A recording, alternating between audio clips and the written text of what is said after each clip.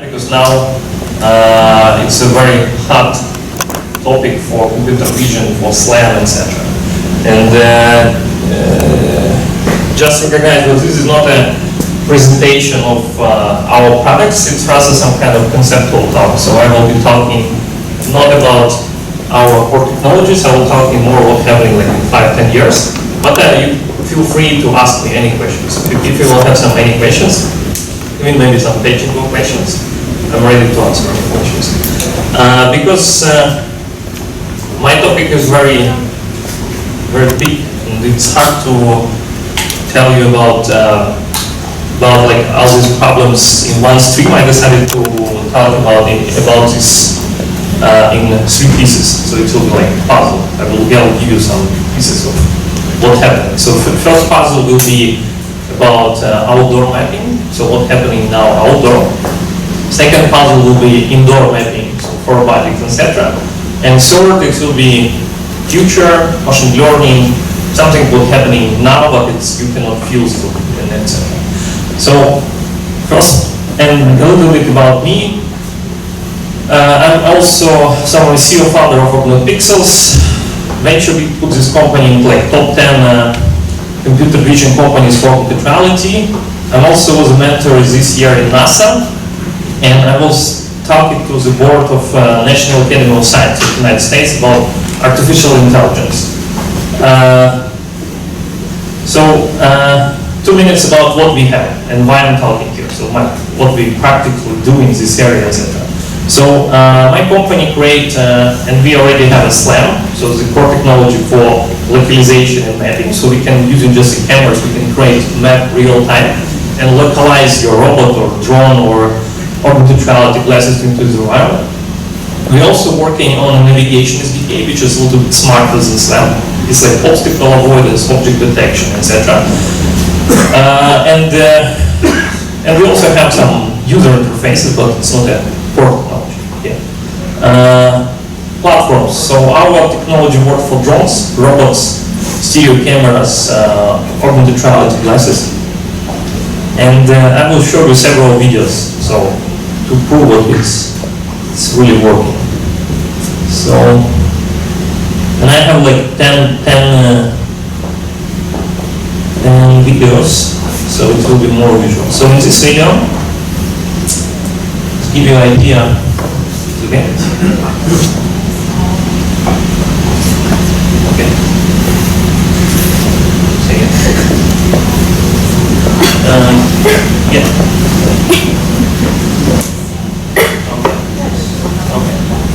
There are no sound in this video. Yeah. But I will So on this video, we do mapping of the room just using single camera. And on this video, you can see blue dots. It means far away. Green dots is in the middle. Red dots is very close to you. And I just want to warn, this is a single camera. So we understand depths from several images. We also fuse this data with IView, with gyroscope and accelerometer, and it allows you to be more efficient in cases when you have no features, etc. And this video we recorded like 1 year ago, so this is not a fresh video. It's some kind of point cloud, but it's more visualization. For example, on this phone, like Samsung Note 4, we have 65 frames per second, so it's very fast. And we create a semi-dense map, so it's not a full map, it's just semi-dense, because otherwise we cannot perceive this real time. So let's say you created this map of the environment, and after that you want to give to drone or a robot some instruction. So you want to pre-program some flight or some drive. I will show you another video how, for example, drone flying. This is like actual demos of everything working. So So on this map you can see paths, like hey, drone fly from this point to this point, then to this point. And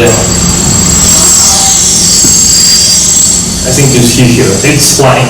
Again, we recorded this video like a year ago. Now we have much more accurate accuracy of the slam about 0.5%, from 1 to 0.5%. So it's give you enough accuracy for indoor robotics or contextuality, etc. Okay, and I use this for secure because sometimes it crashes trying to hit people. So, but it's again, it was like year ago. Another case I want to show you on an iPhone. So this will be real time demo. Just give me a second. I will try to launch it because I've never tried this.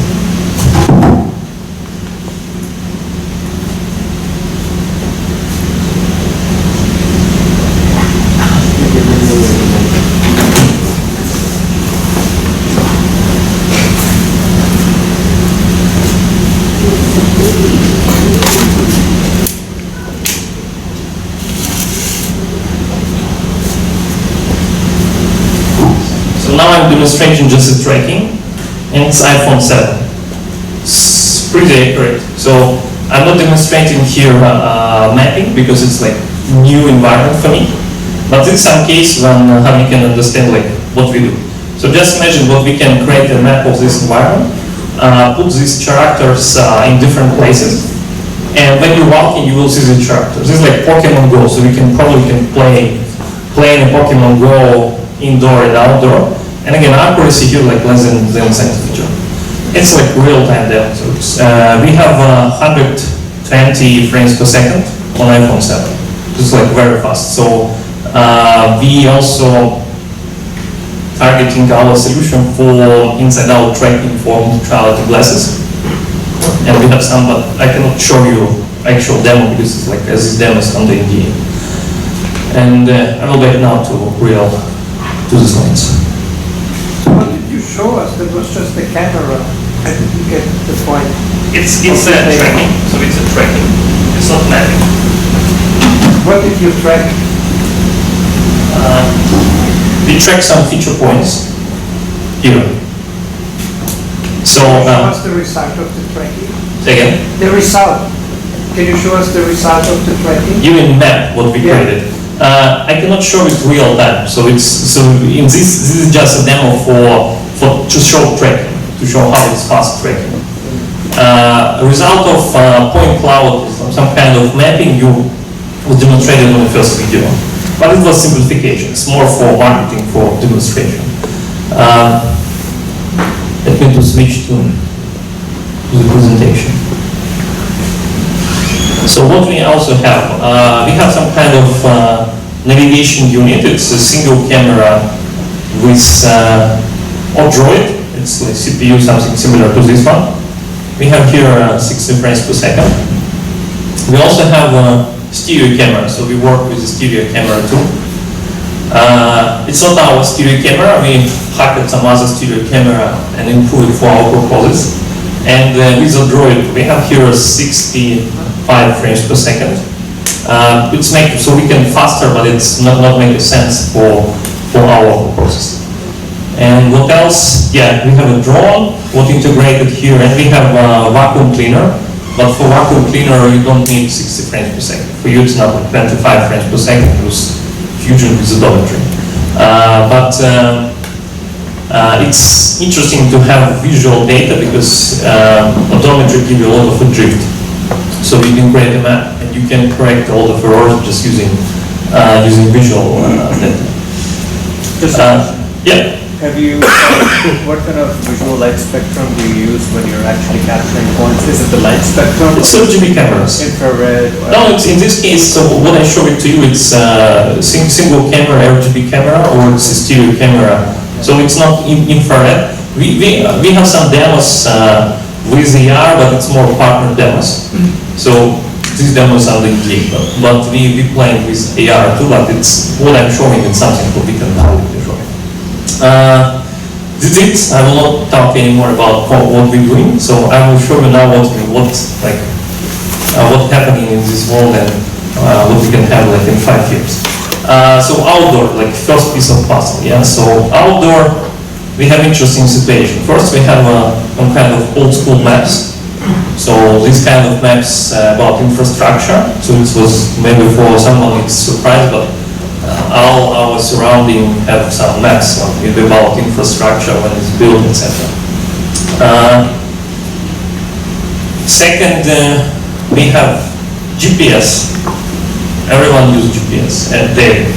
And GPS using, for example, at least 4 satellites allow us to do localization on the map. But accuracy about like 5 meters, 6 meters. So it's enough for purposes what you're now doing, but it's not enough for robotics. Plus GPS not working indoor. Okay, it could work. You can install some additional sensors indoor, but without additional sensors, it's not working. So you can use GPS-based systems. For example, you can program a drone flight outdoor using GPS, but accuracy will be 6 meters. For some purposes, it's enough. For example, for agriculture, so you can fly drone using fully autonomous to do inspection of some land, etc. But for robotics, it's not so. And sample of the same receiver. Second, it's kind of stereo photogrammetry, and this I can show you a video. So this is how it looks like. So they use this is Google. They create 3D maps of outdoor. So and they just flying and do scanning. And accuracy is pretty good, but to do these maps you need to use some additional very hard to install environment.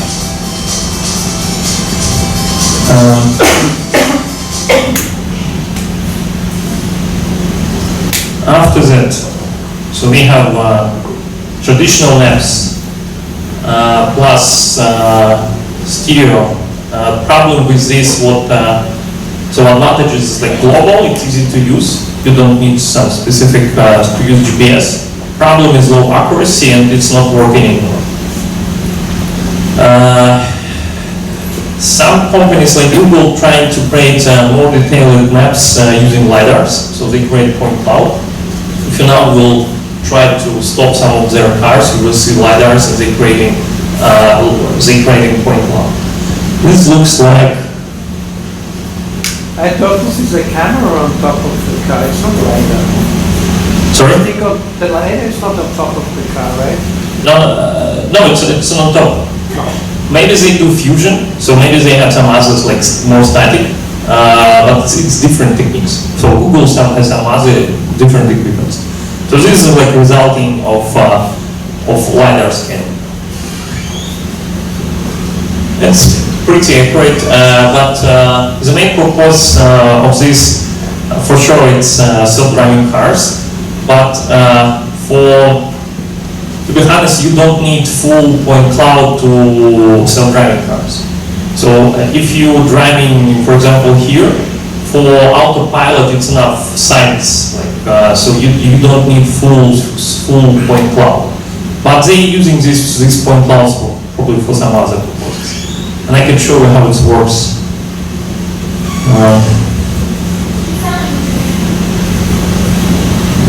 This works real time. But I'm pretty sure most of our already seen that.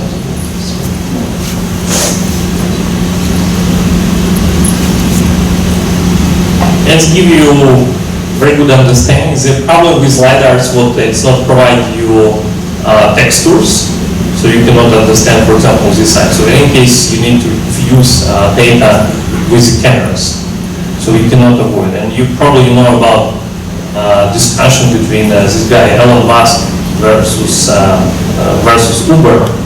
So the discussion for self-driving cars, it's now radar plus cameras. You don't need LiDAR. Here you see that the LiDAR is in front, it's not on top of the car. You see that? It's image, it's like from different angle of view, so it's even not I that. know, but the LiDAR comes from the front, doesn't come from the front. In this case, yeah. But if you, It would be too long time if it comes on the top. For the same price. I know several stealth startups, but creating some limited LiDAR. So they have a very limited field of view. It's not mechanical, so it's not like turning around. I think like 45 degrees, so they install it statically. So probably I used some of these cases.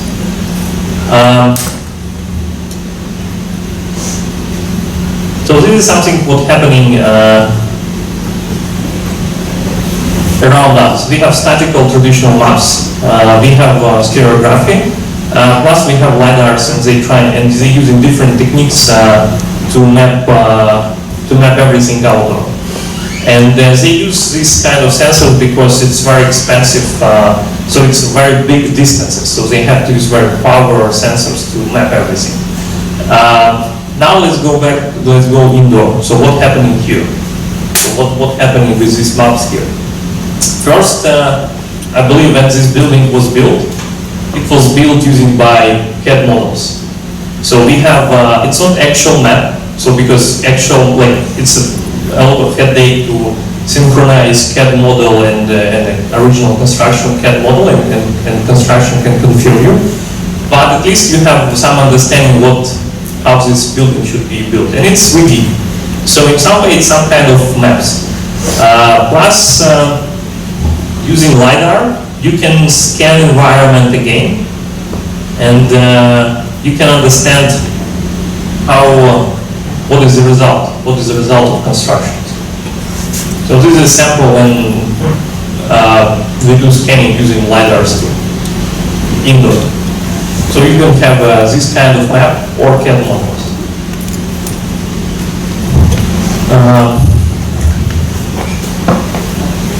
What's happening now? If you look like maybe 3 years ago, you will see what all these sensors. So here we have a stereo camera. Here we have, let me see if I have, yeah. So we have here a LiDAR, we have here a stereo camera. It's a time of flight sensor. It's a Connect RGB depth. And here we have just a single camera, old school traditional single camera. So all these sensors possible to use to create maps and to do localization. And the good news was all these sensors becoming cheaper and cheaper. So maybe like 2 years ago, for LiDAR it was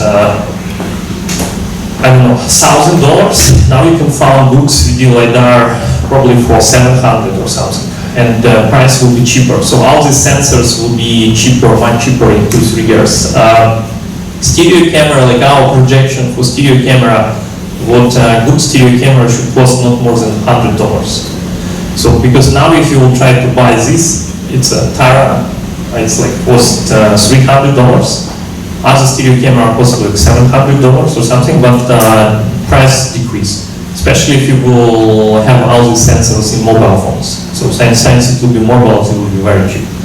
Time of flight, it has some advantages, disadvantages, but you can use this too. Kinect, probably I think most of us you know about Kinect. It has some limitation, like depth, etc.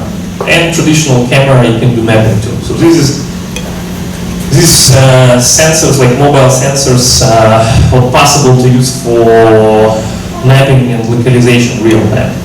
And but my projection, what LiDARs, in any case, it's not possible to integrate in mobile phones next 3, 4, 5 years.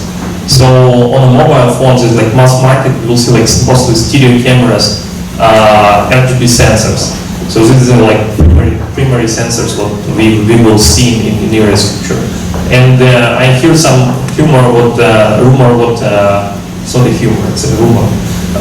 What Apple soon will have some 3D camera in iPhones or tablets, but it's just information I hear, I cannot confirm. I think since then we will see a lot of interesting things will happen in mobile. And and Apple is not like new company who creates like, okay, it's 3D sensor, because if you look in the past, you will see several mobile phones with the stereo cameras. Okay, it's like, it's a dual cameras, but it's already problems, price. Day vision, night vision, some of the sensors efficient during the night, some of the sensors not. You need to use AR, blah blah blah, all this scope of problems. Inaccuracy. So this is a problem too. Use cases. So how you can use this sensor now? Not like in 10 years, not in 20 years, how you can use these sensors now? First, so I just showed it to you the mobile phone with some 3D model and on the floor, etc. And I can show you how HoloLens, so probably you're familiar with this, how HoloLens do mapping. They call it this special mapping, but it's like 3D, it's a slam, so it's just advertising. Spatial mapping is all of the information that HoloLens has about the real world for use in the holographic world. You can access spatial mapping data through So this is the mapping. Google's platform APIs, or Who tried HoloLens?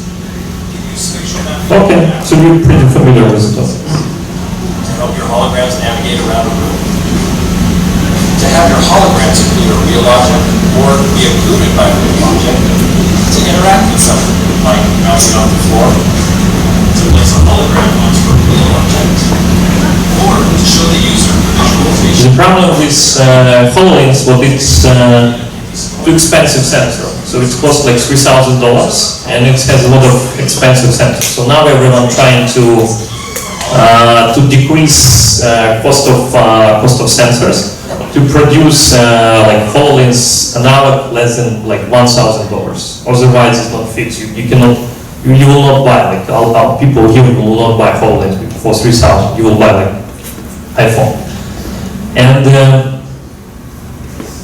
you can use mapping.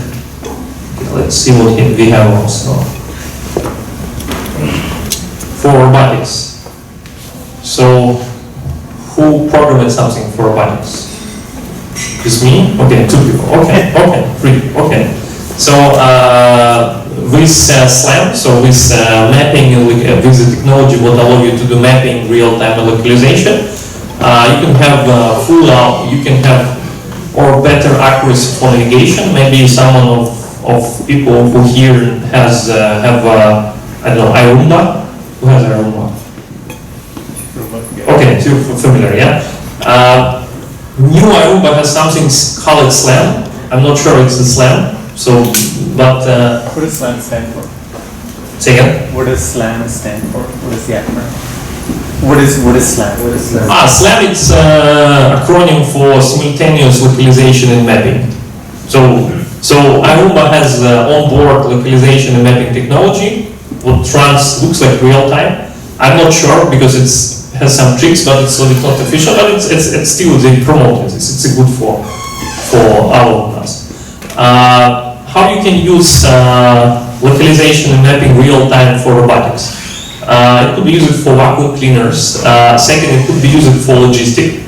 So you can install this system, for example, on some small cars in logistics, and you can ask them to drive in some location.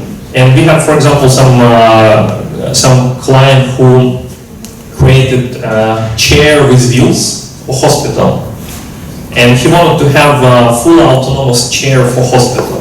So let's say you can ask this chair to drive you to restroom, and this chair will drive inside the hospital to restroom, avoid all obstacles, avoid all people, etc. And this is the SLAM. This is like core technology SLAM plus additional analytics. This is how it works. Number 3, delivery. I believe most of us seen some kind of such, like not a big robotics, to drive here, and even I think in I recently met some robot in Palo Alto for food delivery. So they all trying to use SLAM. So they're not efficient in this, but they at least trying to use SLAM. They now use some tricks. Personal assistant, just small robotics for this. Drones. You can use localization and mapping technology for inspections, for drone delivery. So to deliver from point A to point B and fly full autonomous. And now for all these robotics and drones, bottleneck is the labor. So you for example, you want to have a business of delivery, so you purchase, I don't know, 10 drones. But in any case, you need to hire people to pilot these drones. So this kind of system allows you to not to have these people. So this drone will fly full autonomous. So your cost will be very cheap. Precise landing, so drone can land on a charging station, charge and go back. For sure, you can use some tricks like marking, tracking, etc. But it's possible to have. I can show you some video.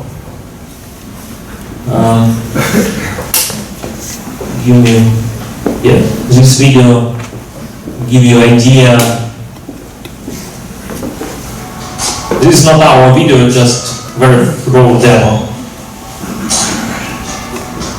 So on this video you have, I'm not sure what actually they have, probably they have some LiDAR and they run everything on very expensive laptop.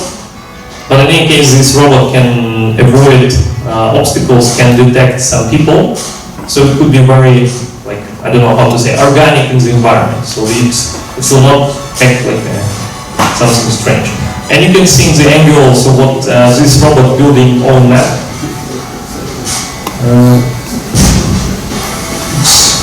Okay, here is the map. So this robot running according to a map.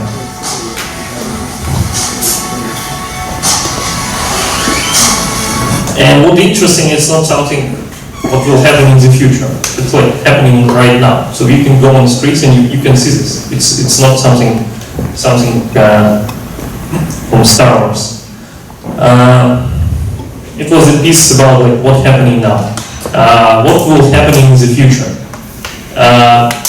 So inside of the company, we're building not only autonomous navigation models and models would create mapping real time and do localization. We're also building infrastructure to, to measure different maps and create like whole ecosystem for like map storage. Then you have like general storage of the maps, and you can have some analog of Google Maps, but with accuracy like 1 centimeter. And since you have this kind of new Google Maps, you can do much more than you do with just traditional Google Maps now. So first, what's happening in the future? You need to combine outdoor maps and indoor maps, because now it's a big gap. So no one cannot. So you have let's say you have a lot of maps outdoor, but these maps not connected to maps indoor.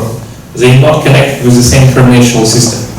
And this is important because when you, for example, do, I don't know, drone delivery, you want to fly inside. And in this case, you cannot program it inside. It's not something what will be like next year in 2 years, but it's happening. Second, it's some human augmented maps. I will try to explain now. So let's say you have a drone, let's say you have a vacuum cleaner here in this environment. And this vacuum cleaner created some kind of map of this environment. Then you're starting to interact with this vacuum cleaner and you're starting to kind of talk with it. And you're starting to ask this vacuum cleaner, I don't know, hey, drive to restroom and clean it, or drive to a kitchen and clean it. Since vacuum cleaner will collect this data, it will mark map, and you will have a map not only like point cloud, like this map. You will have a map with some kind of semantic. So robots will understand it's a kitchen, it's a main room, etc. It's important because like normal people not dealing with point cloud. Normal people want to have some normal map. They want to understand like semantic of the maps. And this is something important. So I can show you in the video some kind of semantic labeled maps. It's pretty interesting. I know several companies who are doing this. Some of them more advanced, but I cannot they not allow me to show anything, but some of them not. So this is the case Qualcomm to the public video.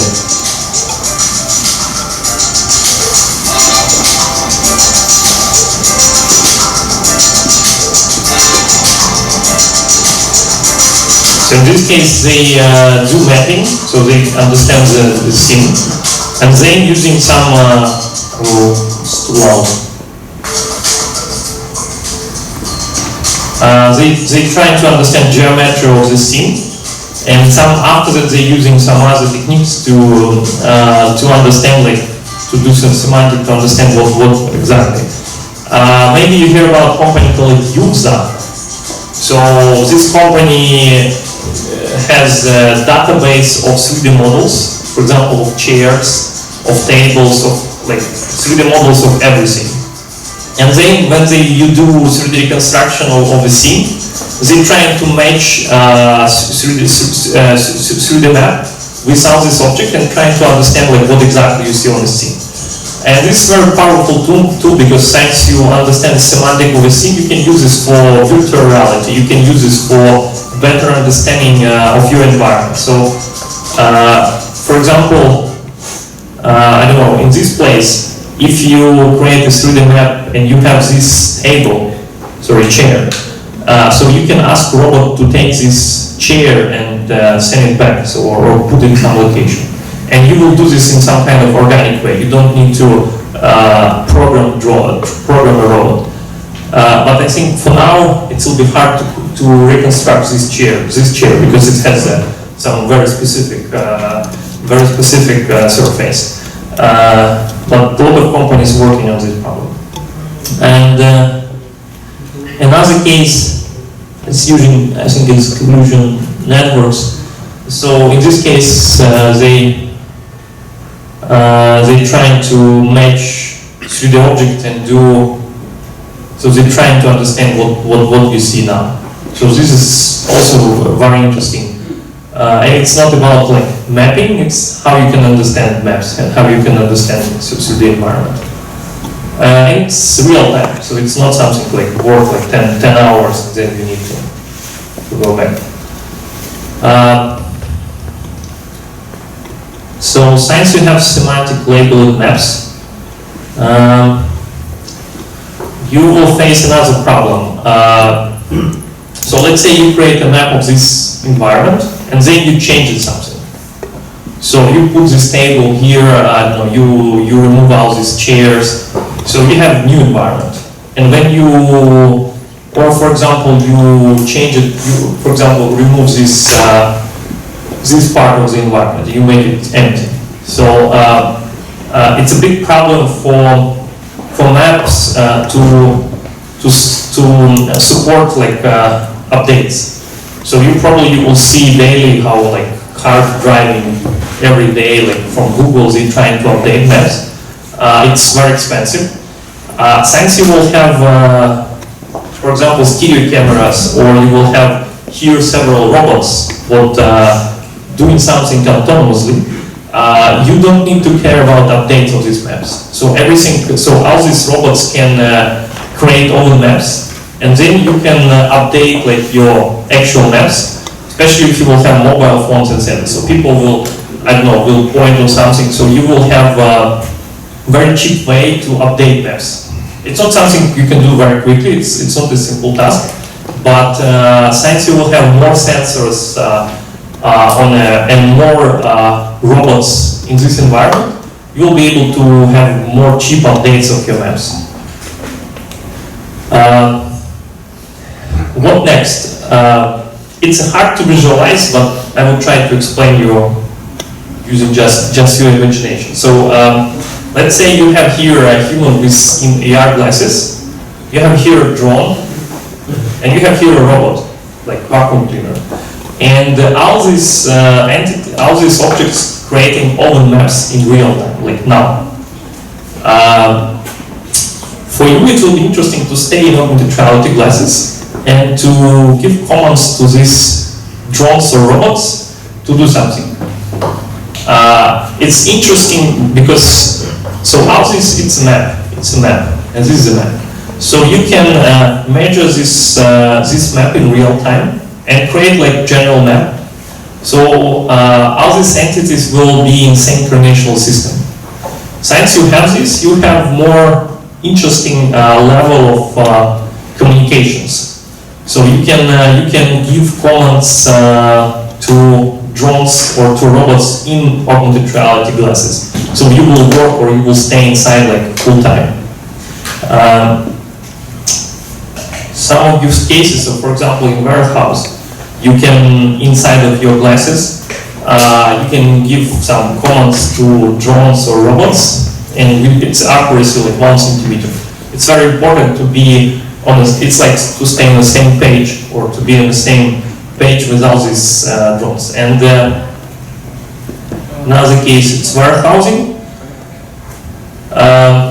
And this brings us to some kind of new level of knowledge about environment and a new level of coordination between humans and between human and robots. So I'm in augmented reality from 2010, and I think what, like, for example, augmented reality is the best interface for human to interact with the robots. And since you have maps around, you will be able to using, for example, augmented reality interface to coordinate with the humans. So you can play in the same game, for example, here in real time in augmented reality. And you need for this tracking and mapping real time. This is like first level. Second, it's when you have a human and a drone or a robot. And you can give in augmented reality instructions to this guy, to a robot or to a drone. And most dangerous when our robots will do mapping, will do segmentation without humans. So they will analyze something, they will analyze barriers, obstacles, they will map and do some kind of semantic analysis of a scene and work without us in these maps. And probably after that we will just be a user of this map. I have no idea what will be like use cases, but I can understand what like something interesting because they will do own job here. Results. So like give you general ideas what happening now. First, it's improvements of current patterns of behaviors. So we all have some patterns. And this technology, like augmented reality and robotics, change our patterns. Like, I don't know, 5 years ago, no one used Tinder. Now this interface, when you swipe left and right, you can see in LinkedIn. So this is like kind of new behaviors. Second, since you have more data, so you have point cloud maps around us, you have accuracy like 1 centimeter, you can create much more services than now, with accuracy 6 meters, especially because it's indoor. For example, for me it's a big problem when I'm in shopping mall to find specific shop. And with indoor navigation based on the maps, I can do this easily. So I don't need to spend 30 minutes to find the specific brand what I need. I can just be pointed and it's not a big problem. And the big things what since you're starting to accumulate more data, you will increase level of knowledge about your environment. It's hard to explain, but if you look on the Google Map ecosystem, you will see here a lot of very different services working now. Yelp, I don't know, when you're trying to find way to restaurant, use Google Maps. When you send in the link for a meeting, you use Google Maps, etc. So since you will have more knowledge in more